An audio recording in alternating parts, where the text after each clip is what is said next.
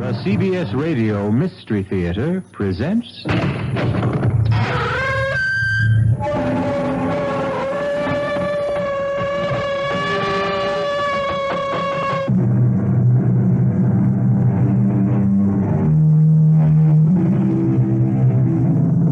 Come in. Welcome. I'm E.G. Marshall. Welcome to the world of your own terrifying imagination. There are people who suddenly find themselves tortured and taunted by a fragile wisp of a memory. It's intangible and veiled, and it hovers uncertainly somewhere around the hazy borders of the conscious mind. It's a memory of something they may have said, or something they think they did. Exactly what it was has been long forgotten. But now, it must be paid for. And the price? Life itself.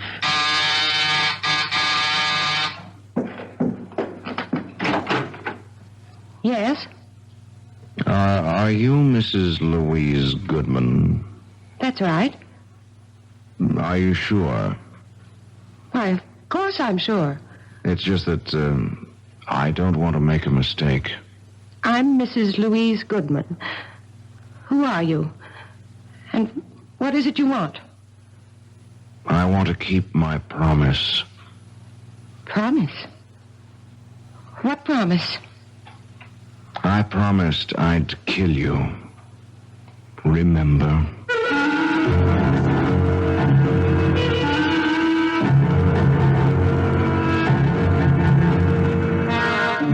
Our mystery drama, A Little Night Murder, was written especially for the Mystery Theater by Sam Dann and stars Tony Roberts. It is sponsored in part by Anheuser-Busch Incorporated, brewers of Budweiser, and by the Kellogg Company, makers of Kellogg's Special K cereal. I'll be back shortly with Act One.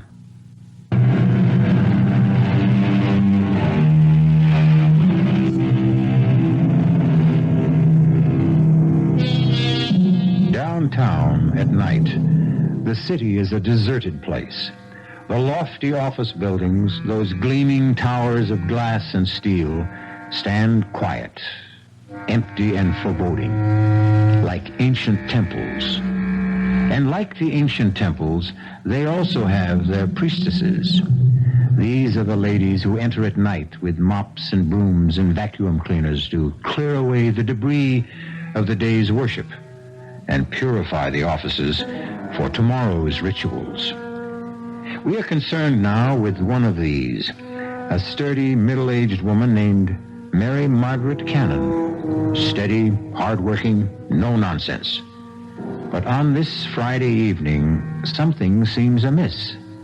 Mary Margaret is pale. She's nervous. And every now and then she stops working and just listens. Someone there? Oh.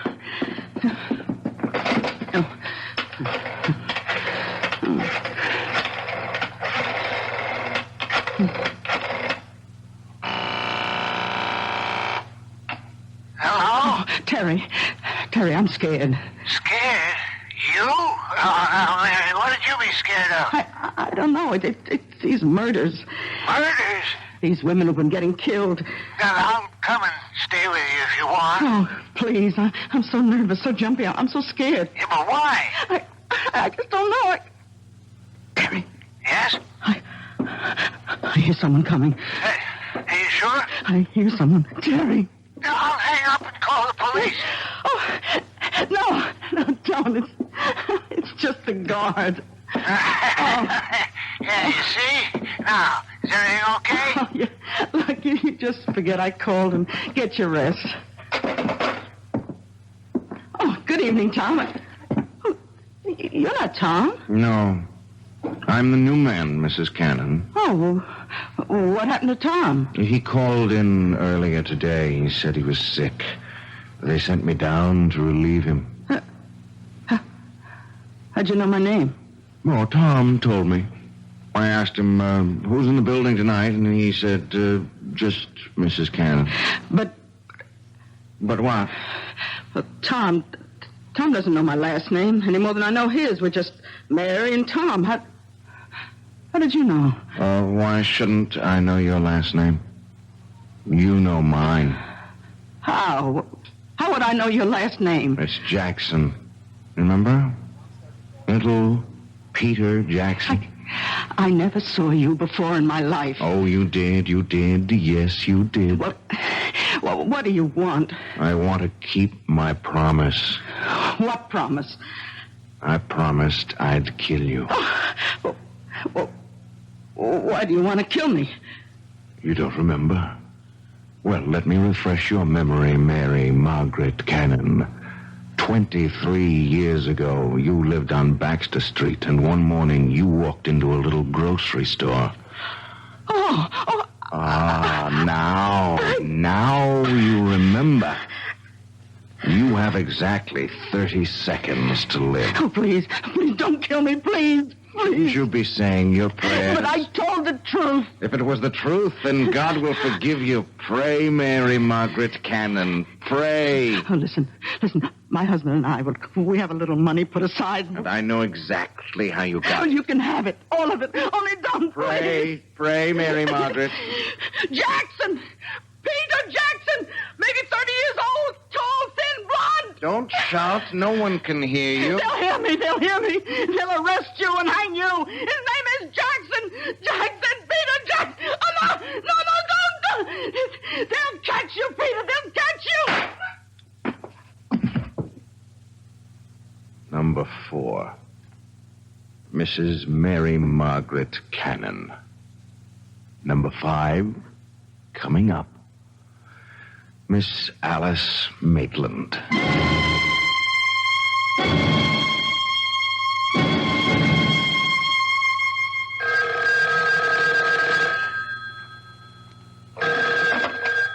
Captain Blake.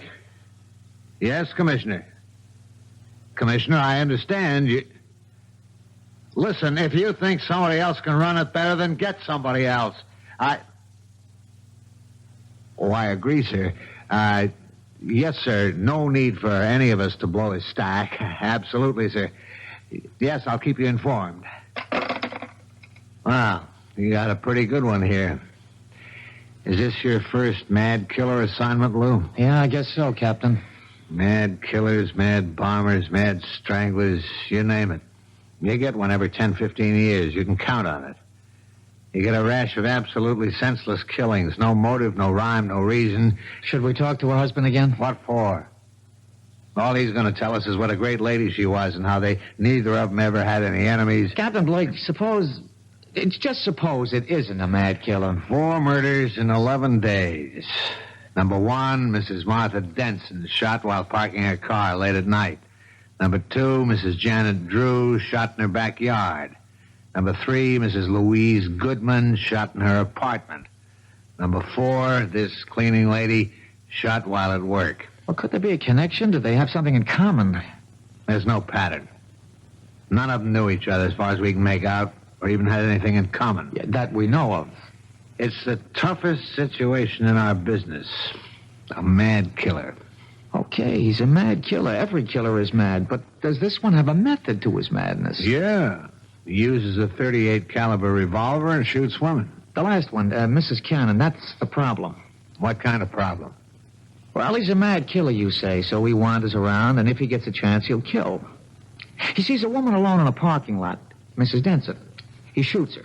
He sees Mrs. Drew in her backyard. He shoots her. He sees Mrs. Goodman alone in her apartment. He shoots her. Okay, how do you account for Mrs. Cannon? You're dealing with a madman, Lou. You can't account for anything he does. All right, 3 women are targets of opportunity. They happened along, or he happened along, and that was it. But he went out of his way to kill Mrs. Cannon. Look, he had to slug the night watchman. He had to take the elevator up 12 stories to find her. It means he wasn't just out to kill any woman. He wanted that woman. Why? That's good thinking, Lou. And if this were almost any other kind of case... Blake. What? Oh, no. Not another one. Okay. All right. Send her in.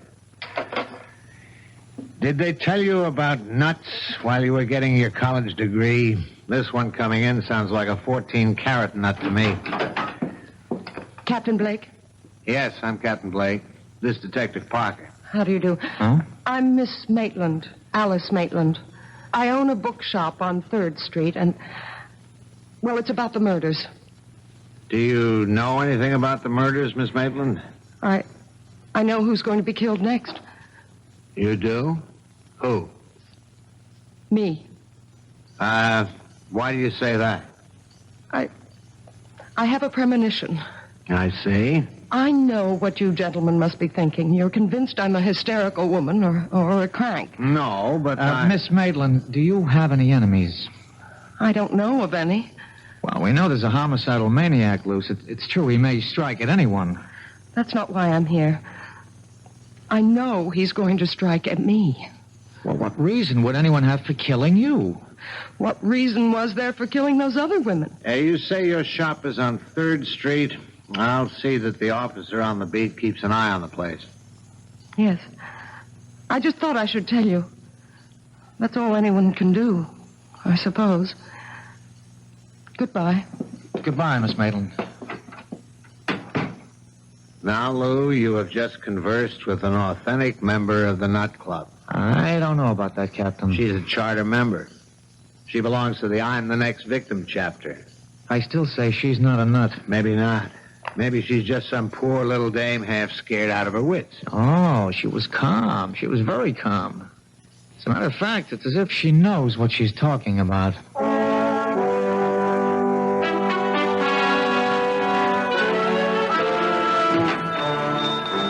May I help you? Oh, Hello. Remember me? yes. You're one of the detectives I spoke with. Yeah, Lou Parker. Tell me why you came to police headquarters with a story that, well, rationally, it doesn't make sense. You said as much yourself. You felt that you had made yourself seem somewhat ridiculous. But now, well, forget all that. I'm willing to assume that your story is true, that you really are next on the list. Then you do believe me? I'm willing to accept what you say, but you have to help me. Does anyone have a motive for wanting to kill you? No. You never did or said anything that may have hurt someone? I can't remember. A disappointed boyfriend? I never really disappointed anyone that way. And yet you insist someone wants to kill you. I know it sounds ridiculous. There's a reason for feeling the way you do. If only we could uncover that reason. Excuse me, that's my phone. Hello? Hello? Hello? Hello? Miss Maitland? Yes. What is it? You seem rather pale. Oh? What happened? When I picked up the phone, there was just a click on the other end. As if someone had just hung up. Well, why should that seem to upset you? Well, because it's happened before.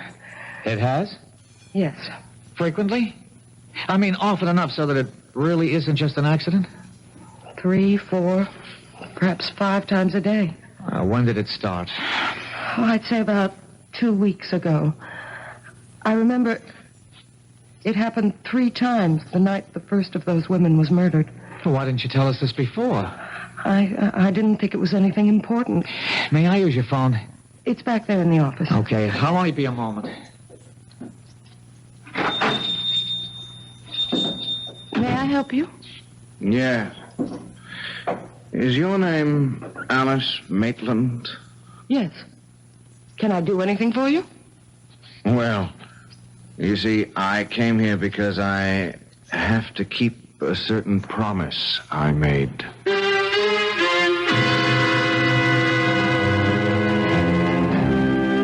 Say what you will about this young man. He has at least one redeeming feature.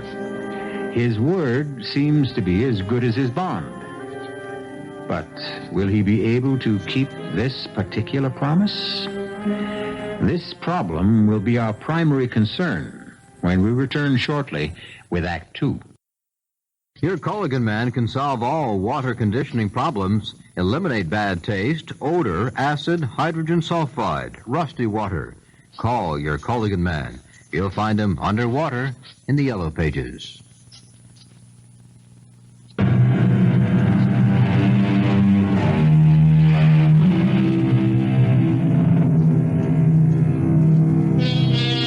At one time, a young man named Peter Jackson has made the same promise to several women. A promise that he would kill them. So far, he has kept his promise 4 times. Now, he is in a bookshop owned by a Miss Maitland, apparently ready to fulfill promise number 5. I came here because I have to keep a certain promise I made. You made a promise? Oh, yes.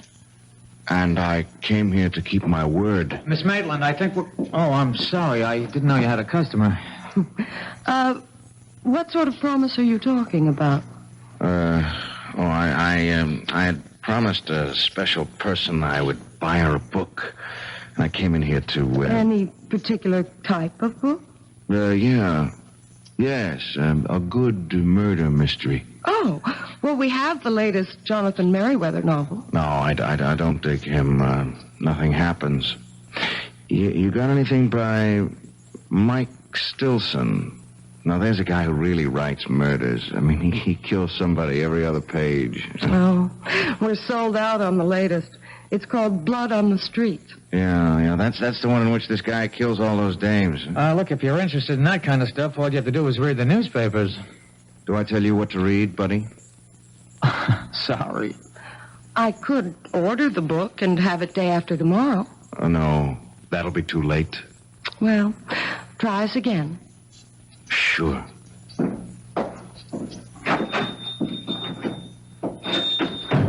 Well, there's a guy with gruesome tastes. Well, takes all kinds. Hey, you know, he's a great Mike Stilson fan, and he thinks nobody knows it. Who? My boss, Captain Blake. You're kidding. Hey, this is the very first time I've ever seen you smile. Oh, I smile a lot. It's just recently. I told Captain Blake about the calls. And? Well, you never know. He just grunted and said, I'll stay with it. What time do you close? Just about now. I'll take you home. I live in this building, 2 flights up. Well, how about some dinner? Oh, you don't have to. You asked for police protection. Is that the reason? Line of duty? Well, yes and no. I'd like to. Except that, well, it's the end of the month and I'm swamped with paperwork. Well, this neighborhood seems safe enough. It's busy. And that diner across the street stays open all night. Look, keep this card handy at all times. It's got a special phone number. Now use it. Anytime you're disturbed by anything at all, no matter how slight or trivial, don't feel embarrassed. Just get on the phone.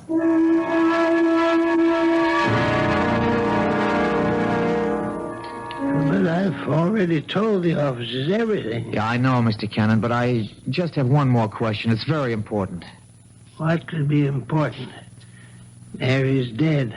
You said that Mrs. Cannon had no enemies. I'll take that back. She had a great many enemies. But when we asked you last night, you said she had none. Sometimes when you think about a question, you see it in a whole new light. Can you name some of these enemies? She was good. She was honest. I'm sure she was, but just tell me this. During the past 10 days or so, would the phone ring and then go dead as soon as you picked it up? Yeah, now that you mention it, yeah, it happened. Often? At least 2, 3, maybe 4 times a day. I see. Is the name Alice Maitland familiar? Alice Maitland. Think. Alice Maitland. You know, there is something familiar about it. The Alice Maitland. Think of the type person with whom you could associate that name. Now, would she be a movie star, a librarian, a teacher, a woman who might own a bookstore? No, none of those. I think of a little girl. A little girl named Alice Maitland. Did she live in the neighborhood? You know, these past couple of years, my memory, it just comes and goes. Right now, it's gone. Well, if ever you remember why and how you know Alice Maitland, call the number on this card.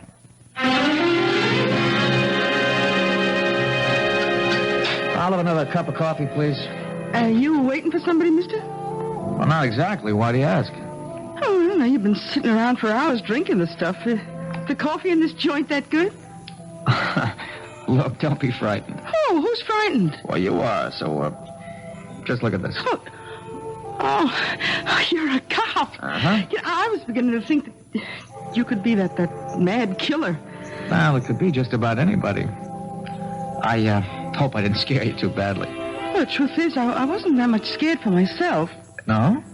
Well, you've just been staring at that building across the street. I got the idea you were watching for something. Are you? Well, maybe. Could I have change for the telephone, please? Thank you.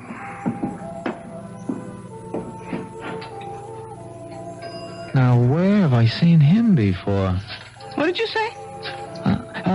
Nothing. Just talking to myself. You do that a lot, don't you? Do what? Talk to yourself. Well, that was a short call. She wasn't home. Oh, it's too bad. Did you find the book? What book? The one by Mike Stilson. Oh. No. Well, keep looking. You know the best way to stop talking to yourself? No. Get married. The light went on in her room. What's that? He went to the booth. He only had time to dial, and the light went on in Alice's apartment. Who's Alice? It could be a coincidence. Wait a minute.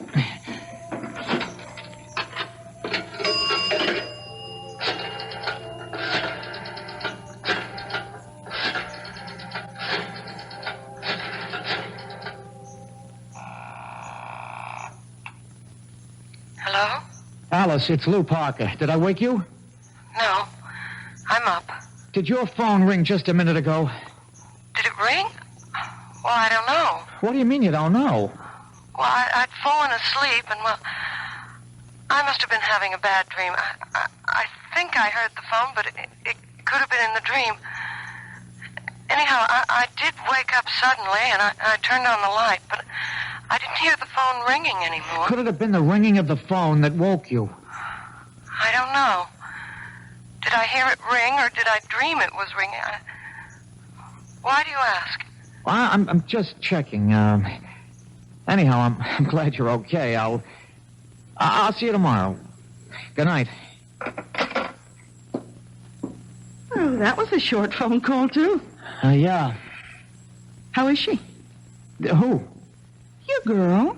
How do you know I called my girl? I told you I read character. Do you also read the future? Like an open book. Well, I sure hope so.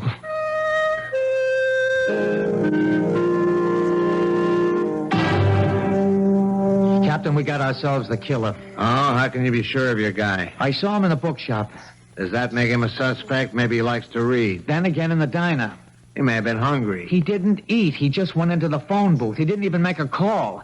He was in there just long enough to let the number ring, and then he was out. So? So the light went on in Alice's, Miss Maitland's apartment. You mean he called her and hung up? Well, Well, what? she isn't sure. How can she not be sure? The phone rang or it didn't? It isn't that simple. You see, she was asleep and she can't be sure.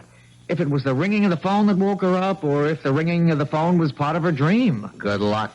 Look, Captain Blake, there's something about this guy. He's young, about 30-ish, thin, blonde, a very hard line to his mouth. Lou, I think you better report in for general duty. This case is getting to you. Well, Captain, please. It's no reflection. It's even to your credit. It shows you care about people. Captain, let me have one more day. All right, Lou. 24 hours.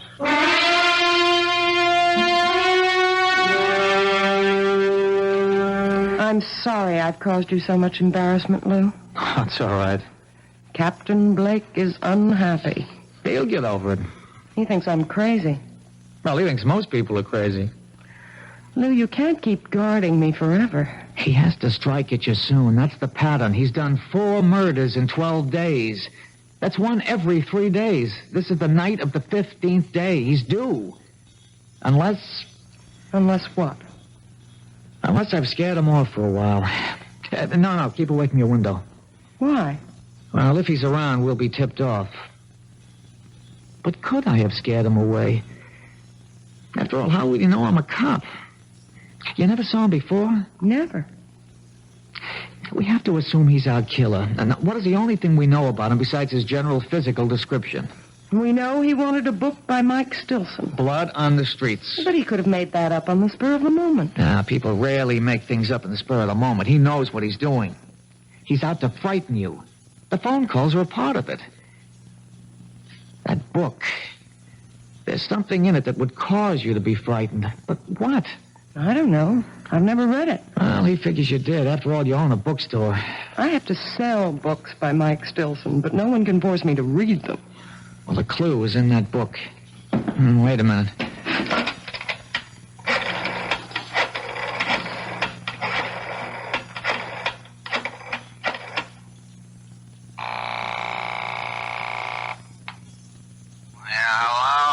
Captain Blake, it's Lou Parker. Do you know it's 2 a.m? Yes, sir, but I'm calling on the line of duty. You live dangerously, Lou. What is it? Captain, you've read all the books by Mike Stilson. What? Don't deny it, sir. It's a known fact throughout the department. You mean you woke me up at 2 a.m. just to ask? Line of duty, sir. If I read those books, it's only because I get a good laugh at how unrealistic they are. Captain, what's the story of Blood on the Streets? Lou, I hope your patrolman's uniform still fits. I'll be able to prove this is the line of duty. Yeah, Alice, pick up in your extension. Well, in a nutshell, a bunch of spoiled, rotten rich kids are kind of high. They're joyriding in this sports car, and they run down and kill this harmless old gent. The harmless old gent has a son. The son comes back from Vietnam. He swears he'll have revenge, so he shoots the joyriders one by one. That's it? That's it. And it better be line of duty. Well, Alice? No. I was never involved in anything like that. Does it remind you of something that might be similar? No. But it has to. Think. I hope you don't mind if I answer your phone. Hello? Detective? Yes. He's here. You know, Blondie. He's sitting at the counter. He's having a ham sandwich and a glass of milk. Thanks. Look, he can't see me, but I can see him. Oh, he's headed for the phone booth. Oh, good work. We better hang up.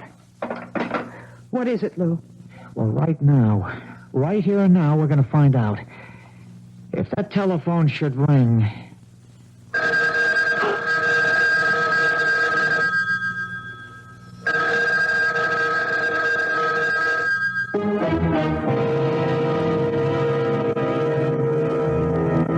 Whatever his faults, and we have already witnessed a rather grievous one, at least young Peter Jackson is something of a sportsman.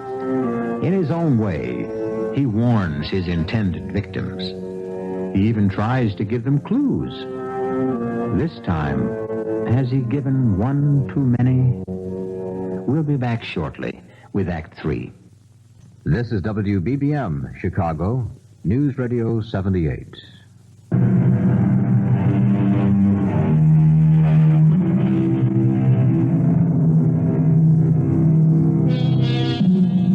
What would our civilization be without the telephone? Imagine your life without it. And the way the telephone works, it requires 2 people to complete a call. However, some of the most eloquent conversations can be carried on when there's no one at the other end, as you shall hear. Answer it, Alice. Answer it. Hello? He hung up. Now I've got him. Where are you going? You stay here.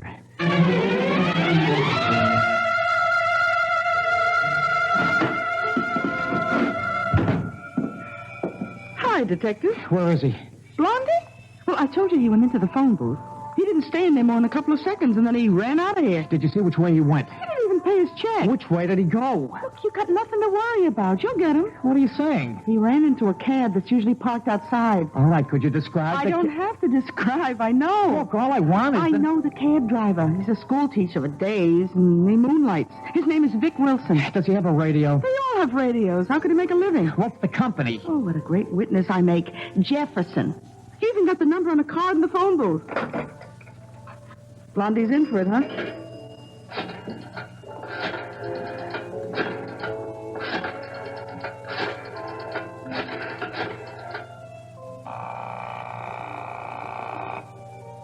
Jefferson Cabs? This is a police call. You have a driver, Vic Wilson. He's on a job right now. The minute he checks in, have him report back to the diner at 3rd Street, to Detective Parker.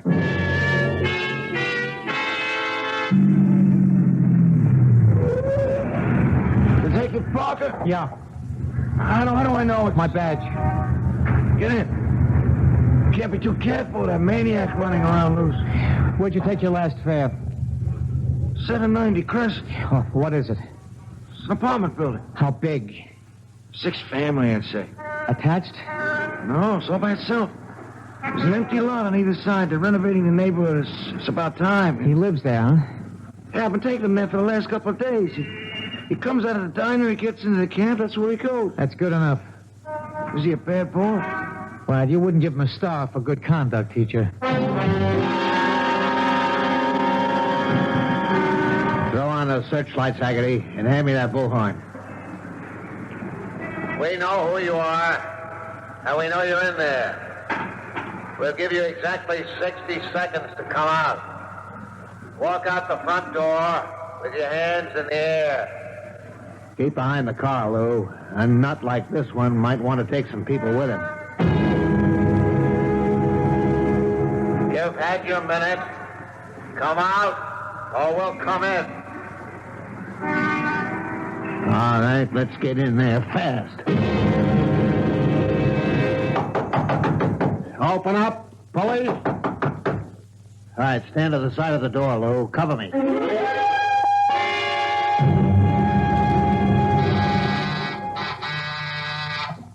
Who is it? It's me, Lou.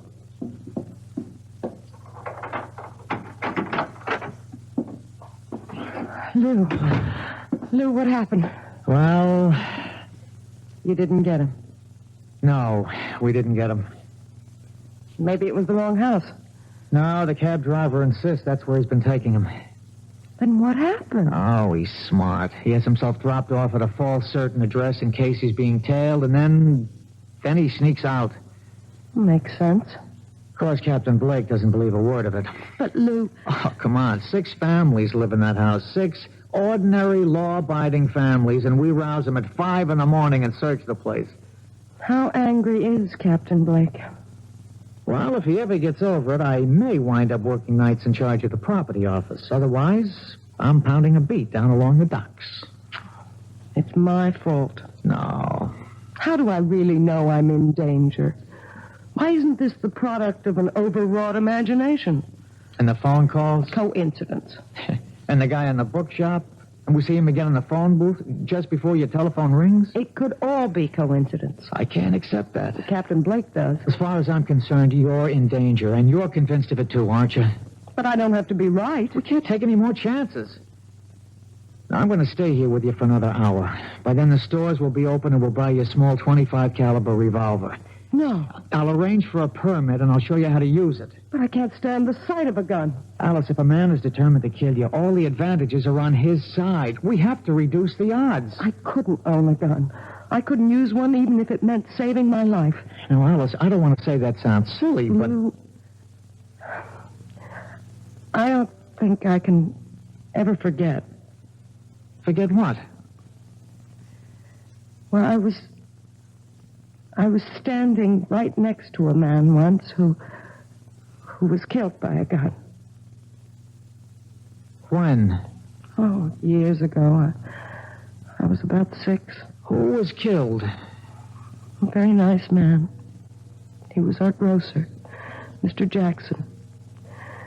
It was the day after New Year's, and Mama sent me out to To this day, I remember. A quart of milk, a half pound of butter, and a jar of strawberry jam. And then this man came in. He had a gun. It was a holdup.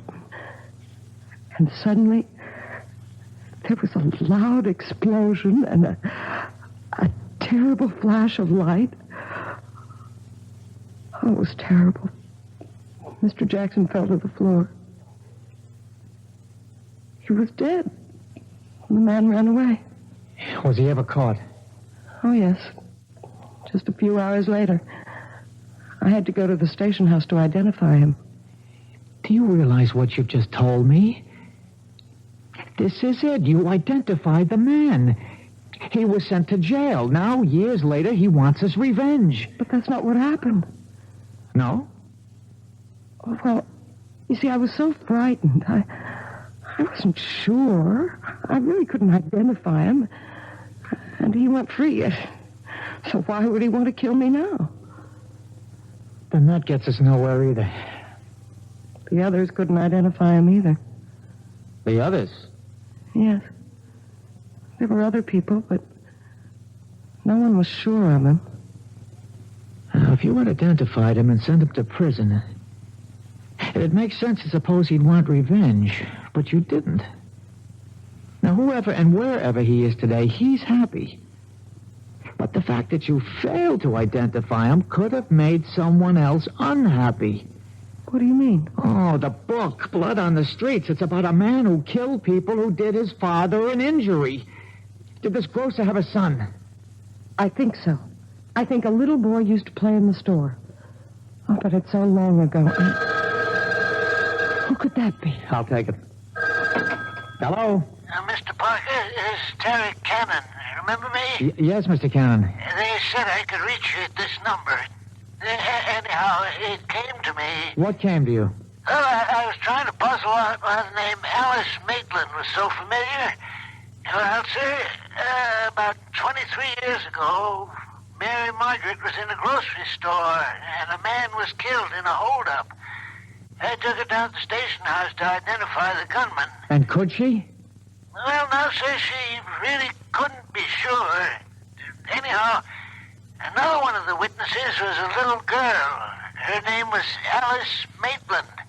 And I remember her because she was the most terrified little thing I'd ever seen in my life. Thank you. Thank you, Mr. Cannon. I've got you. Finally, I've got you all tied together. Who? You and those women who were killed all come together in a little grocery store some 23 years ago. Finally, now we know who we're looking for. I'd like to see the look on Captain Blake's face when I tell him You won't this. live to see that look, friend. Lou! I know you got a gun in the shoulder holster. Just lay the phone down. Slow. Easy. Now, raise the hand. Slow. Easy. That's fine. Just keep them there. I guess your name is Jackson. Peter Jackson, Jr. You figured it out. So I figured I'd have to come back and get both of you. Hands stay up. Well, it's too late, Peter. We know about you. Yeah, you know about me, but the other cops don't. See, I was in the house across the street when you staged the raid. I thought I'd die laughing. I learned never to get dropped off where I live. That way you don't get surprised. You won't get away with it. Oh, I'll get away with it. She's the last one. I'm sorry about you, but I'll walk out of here. And who knew it was me? But why her? She was just a kid. She lied. But I didn't know. I really didn't know. Yeah, that's what they all said, but they were lying. They were bought off. All of you were bought off. Come on, Peter, talk sense. My father is murdered, and the law lets a killer go free, and you want me to talk sense? Does it make sense that 5 people who were standing right there couldn't recognize him? But I couldn't be sure. I really couldn't be sure. My father, he never hurt a soul in his life. If a hungry person didn't have a penny in his pocket, he could still walk out of that store with a loaf of bread or a bottle of milk. If your father was that kind of man, what would he think of you, killing innocent people? My father believed in justice. But you knew who the killer was. Why didn't you go after him? Yeah, I did, but I was cheated. I spent years on his trail, and when I finally caught up with him, he was in his grave. Well, my father wasn't going to be cheated out of everything. If I couldn't have the killer, at least I could get the people who helped him. Let me explain something. No, you don't want to explain anything. You want a store. You want a chance to go for your gun. Well, you won't get it. See, I'll kill you first, and then her. There's such a thing in this world as justice. If the law won't give it to you, then you make your own. And that's why you're doing this? For justice? That's right. That's wrong. You're doing it because you love to kill. That's a lie. Ah, it's the truth. Look at yourself. Look at how you're enjoying this. I'm doing what has to be done. You killed those 4 women and you enjoyed it. You have 30 seconds to live. Say your prayers. How long do you think you have to live? You're going to keep killing and you'll be caught. You can't stop. I hate killing. Come on, you love to see people under the gun, how they squirm and sweat. You're eating this up. Look at your face in that mirror. Look at that grin. Like a wolf. See how flushed and excited you are. Look at yourself. Look. Break your arm, drop it. Very good work, Lou. Very good. One more second and we would have had to gun him down. This way we can take him home alive. Captain Blake. Somehow, I'm going to get back here. Get back to you, Miss Alice Maitland. I'll keep my promise. Haggerty, Gordon, cuff him. Hustle him back to headquarters. Look, Alice, don't worry about him. Are you all right, Miss Maitland? Yes, I think so. You shouldn't be. It was a rough experience. Why did you come back, Captain? Well, I guess we both solved it, Lou. You broke it by pure and simple brain work. I waited for a miracle. Oh, did you get it? Yeah, I got it. I got it because of this little machine. Hmm? Mary Cannon was killed in an office. She managed somehow to throw the switch on a dictating machine. A secretary came into work this morning, and she heard Peter Jackson, and she didn't stop running till she got to my desk. Listen. His name is Jackson. Peter Jackson. They'll catch you, Peter. They'll catch you. Number 4, Mrs. Mary Margaret Cannon. Number 5, coming up, Miss Alice Maitland. You see, Lou? There's your whole story.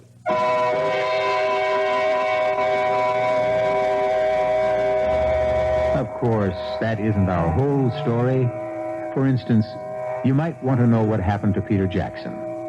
He's in a hospital for the criminally insane. For his sterling leadership in cracking the case, Captain Blake will probably become the next chief of police. Detective Parker will probably become Detective Sergeant Parker. And Miss Alice Maitland will probably become Mrs. Lou Parker. So you see, sometimes we can give you a happy ending. I'll be back shortly.